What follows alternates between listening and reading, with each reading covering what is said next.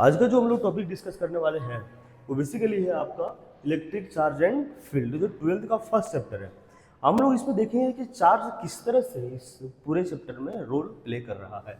इससे पहले हम लोग देखेंगे कि चार्ज होता क्या है, इसके बेसिक एसआई यूनिट क्या है, इसके प्रैक्टिकल एसआई यूनिट क्या है और चार्ज किस तरह से हम लोग आइडेंटिफाई करते हैं, वो सारी चीज़ें हम लोग इस वीडियो के माध्यम से समझेंगे।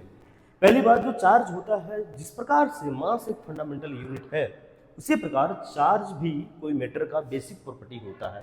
तो charge is the property of the matters. जितने भी मैटर हैं उस सभी में चार्ज तो होंगे ही होंगे। इसका मतलब ये हुआ कि जिस प्रकार मास फंडामेंटल यूनिट होता है, उसी प्रकार चार्ज बेसिक यूनिट होता है, प्रॉपर्टी होता है किसका, मैटर का। टाइप्स ऑफ द चार्ज हम देखेंगे तो दो प्रकार के चार्ज होते हैं, पॉजिटिव चार्ज और नेगेटिव चार्ज। पॉजिटिव चार्ज को पॉजिटिव साइन से रिप्रेजेंट किया जाता है, नेगेटिव चार्ज को नेगेटिव साइन से रिप्रेजेंट किया जाता है। हम लोग देखेंगे कि चार्ज का जो एसआई यूनिट है वो किस तरह से होते हैं। तो SI unit of the charges को बोलते हैं हम लोग कूलम। कूलम को जो रिप्रेजेंट करते हैं क्यू से, और मैं यहाँ बताना भूल गया, जो चार्ज होता है उसको जो रिप्रेजेंट करते हैं वो कैपिटल क्यू से या स्मॉल क्यू से किया जाता है, जो मैंने यहाँ कर रखा है। मैं ये भी बता दूं कि 1 कूलम चार्ज में कितने इलेक्ट्रॉन पाए जाते हैं, तो 6.25 इंटू 10⁻18 इलेक्ट्रॉन होते हैं 1 कूलम चार्ज में। इसका मतलब आप समझ पा रहे हैं कि 1 कूलम कितना बड़ा चार्ज कैरी करता है, कितना बड़ा यूनिट है, वेरी वेरी लार्ज यूनिट। तो जो एक इलेक्ट्रॉन में, अगर मान चलिए कि एक कूलम के पास अगर इतना इलेक्ट्रॉन है, तो एक इलेक्ट्रॉन के पास कितने चार्ज है, कितने चार्ज कैरी करता है एक इलेक्ट्रॉन। तो एक इलेक्ट्रॉन जो है कितना चार्ज कैरी करता है, 1.6 इंटू 10⁻19 कूलम के बराबर जो होता है, ये लिख दिया मैंने। दूसरा जो प्रैक्टिकल यूनिट है, ये बहुत बड़े यूनिट होते हैं charge. Coulomb is the very large unit of the charge, that's why we use the practical unit of the charge. Practical unit of the charge क्या होता है, तो माइक्रो कूलम होता है या फिर बोले नैनो कूलम होता है। माइक्रो कूलम को माइक्रो म्यू सी से रिप्रेजेंट करते हैं हम लोग, और इसका जो म्यू का वैल्यू होता है, म्यू का वैल्यू तो माइक्रो का जो लिखते हैं 10⁻6 में, 10⁻�6 में। उसी प्रकार नैनो कूलम भी लिखते हैं एन सी से, एन फॉर नैनो, और नैनो का जो वैल्यू होता है 10⁻9, यानी 10⁻9 कूलम लिखा रहेगा तो आप उसको नैनो कूलम लिख सकते हैं। 10⁻6 लिखा रहेगा तो उसको माइक्रो कूलम लिख सकते हैं। अब हम लोग आते हैं दूसरे पर कि मतलब टाइप्स ऑफ चार्जेस कितने होते हैं। तो टाइप्स ऑफ चार्जेस बेसिकली दो टाइप का चार्ज होता है, पॉजिटिव और नेगेटिव, जो पहले मैंने आपको बताया। अभी लाइक चार्जेस क्या करते हैं, लाइक चार्जेस मतलब हुआ कि पॉजिटिव चार्ज लाइक चार्जेस है, नेगेटिव चार्ज लाइक चार्जेस है। एक जैसा चार्ज रहे तो उसको बोलते हैं हम लोग लाइक चार्ज, एक जैसा चार्ज नहीं रहे, अलग अलग चार्ज रहे तो उसको बोलते हैं हम लोग अनलाइक चार्ज।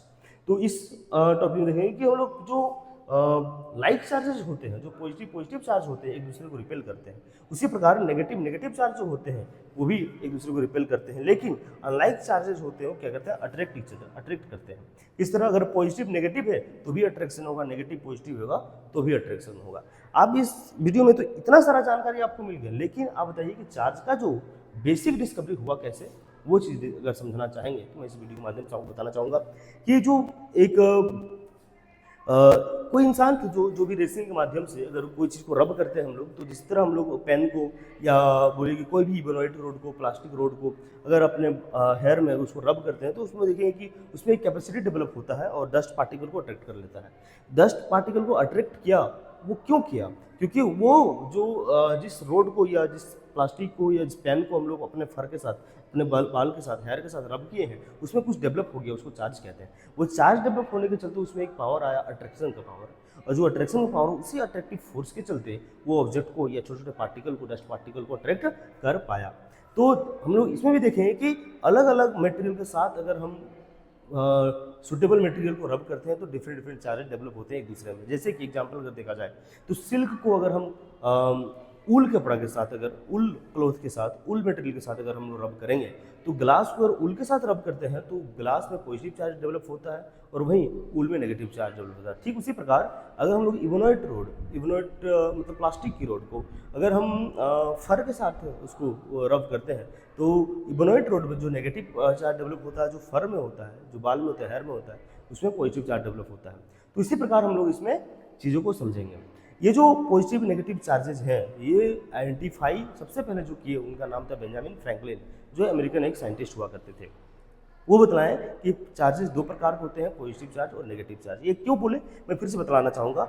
उन्होंने जब ये पॉजिटिव और नेगेटिव चार्ज का नाम दिया, उससे पहले वो पॉजिटिव और नेगेटिव क्यों दिए, ये बात को समझेंगे हम लोग कि अगर मान के चलिए कि हम लोग पेन को फर के साथ, पेन में प्लास्टिक को, इबोनाइट रॉड को फर के साथ, बाल के साथ, हेयर के साथ रब करते हैं तो उसमें एक चार्ज डेवलप होता है। उस चार्ज को क्या बोलेंगे हम लोग, ये पता नहीं था।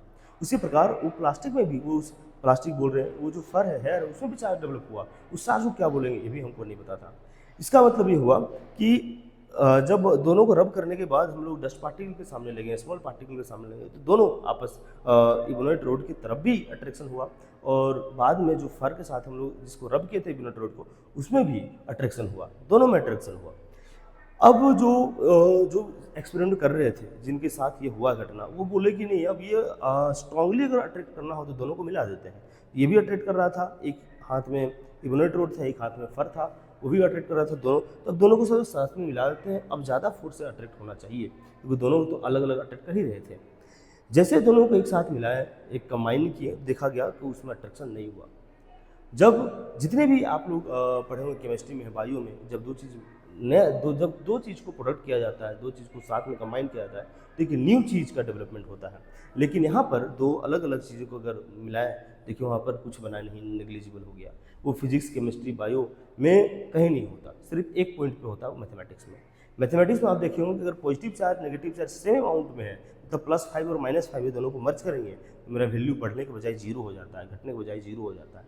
मतलब वहाँ से समझ आया कि अगर दो अलग अलग ऑब्जेक्ट है, दो डिफरेंट कुछ कैरी कर रहा है, कैपेसिटी कैरी कर रहा है, और उन दोनों को मर्ज करने पे 0 हो जा रहा है, मतलब एक पॉजिटिव होगा एक नेगेटिव होगा, मैथ से लिया गया। इसीलिए जो पॉजिटिव चार्ज और नेगेटिव चार्ज है, इसका जो कंसेप्ट है वो मैथ से लिया गया है। तो पॉजिटिव चार्ज और नेगेटिव चार्ज का कंसेप्ट क्या होता है, तो उम्मीद है आप लोग समझ पाए हैं। तो इस वीडियो के माध्यम से आज इतना ही, हम लोग फिर से नेक्स्ट वीडियो में मिलेंगे। तब तक के लिए thank you, have a nice day.